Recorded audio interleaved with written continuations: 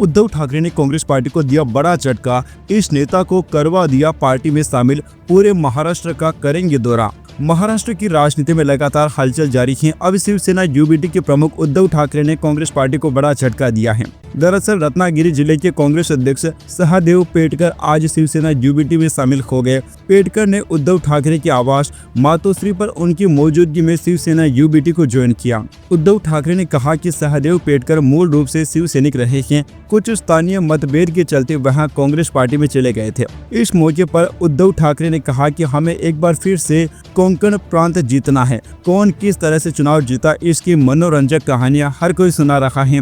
उन्होंने ये भी कहा कि शिवसेना एक है और एक ही रहेगी। उद्धव ठाकरे ने यहाँ भी स्पष्ट किया कि जल्द ही वहां गर्मी की छुट्टियां बीत जाने के बाद कोंकण प्रांत समेत पूरे महाराष्ट्र का दौरा करेंगे।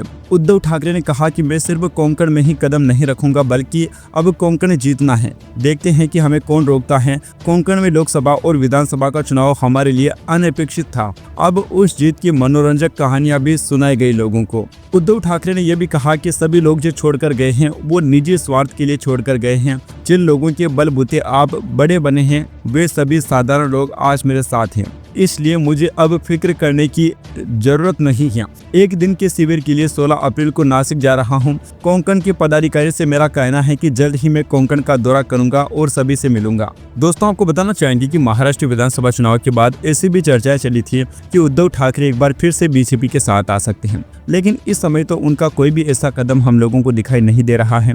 वैसे इस खबर पर आप लोगों की क्या राय है, क्योंकि उद्धव ठाकरे ने अब कांग्रेस पार्टी को बड़ा झटका दिया है और उनके नेता को अपनी पार्टी में शामिल करवा दिया है। अपनी राय नीचे कमेंट बॉक्स में जरूर बताइए। Subscribe now and press the bell icon.